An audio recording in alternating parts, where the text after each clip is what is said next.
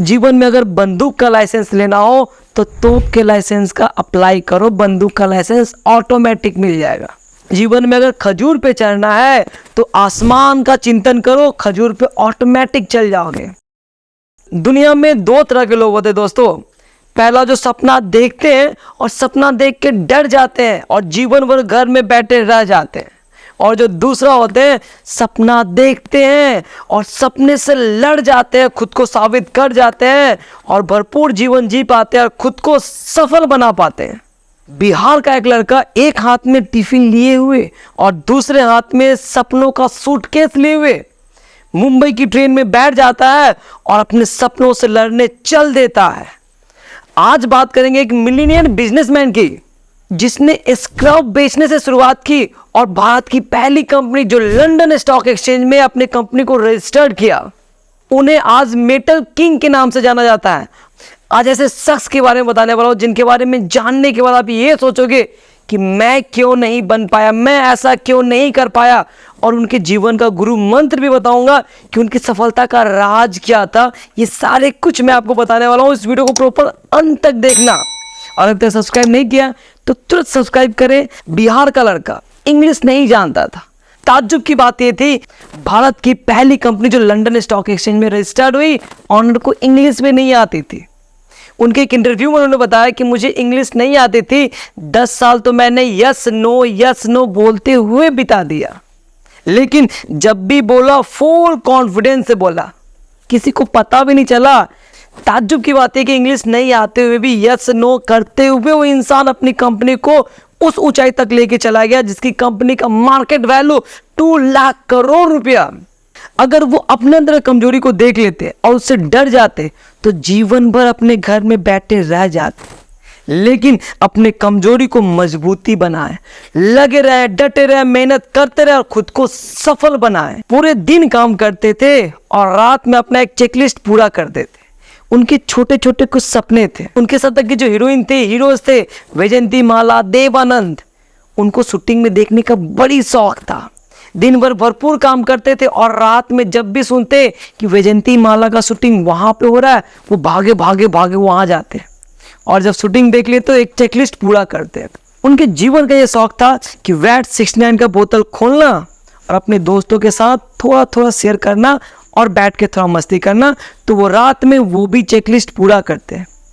ताज्जुब की बात है ये दोस्तों कि छोटा छोटा चेकलिस्ट पूरा करते करते एक दिन दुनिया का सबसे बड़ा अमीर इंसान बनते हैं। अपने सबसे बड़ा चेकलिस्ट कि सबसे बड़ा बिजनेसमैन बनना है और अपने कंपनी का मार्केट वैल्यू 2 लाख करोड़ बना देते। दोस्तों, ऐसा नहीं है कि जीवन में एक ही सपने के पीछे भागो, अपने छोटे छोटे सपने जो होते हैं उसे भी पूरा करते हुए चलो, लेकिन टारगेट जो आपका होना चाहिए वो बड़े सपने का होना चाहिए, उसके पीछे फोकस होना चाहिए और बचे समय में अपने चेकलिस्ट भी पूरा करते रहो और जीवन जीते रहो।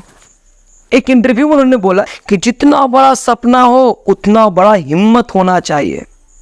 56 इंच का नहीं, 200 इंच का सीना होना चाहिए। अगर सपना बड़ा हो तो सीना भी बड़ा, हिम्मत भी बड़ा और मजबूत दिमाग होना चाहिए लगातार लगे रहने के लिए। एक बात हमेशा वो बोला करते थे, जीवन में अगर बंदूक का लाइसेंस लेना हो तो तोप के लाइसेंस का अप्लाई करो, बंदूक का लाइसेंस ऑटोमेटिक मिल जाएगा। जीवन में अगर खजूर पे चढ़ना है तो आसमान का चिंतन करो, खजूर पे ऑटोमेटिक चल जाओगे। एक इंटरव्यू में उन्होंने बोला कि जीवन में कभी भी अपने काम को टालना मत और दूसरा कभी आलस करना मत। जब कभी जो काम आज का हो उसे आज किसी भी तरह से कंप्लीट करना, चाहे जितना समय हो जाए, 11 बज जाए, 12 बज जाए, 1 बज जाए, 2 बज जाए या पूरी रात आपको काम करना पड़े, लेकिन आज का काम आज ही कंप्लीट करना।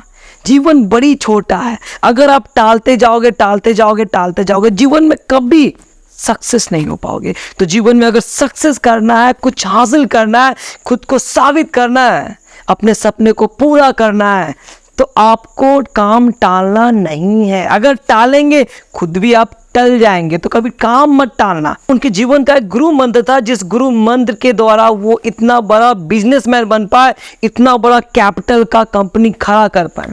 वो गुरु मंत्र था जलन। नहीं समझे ना, मैं फिर से बता रहा हूँ।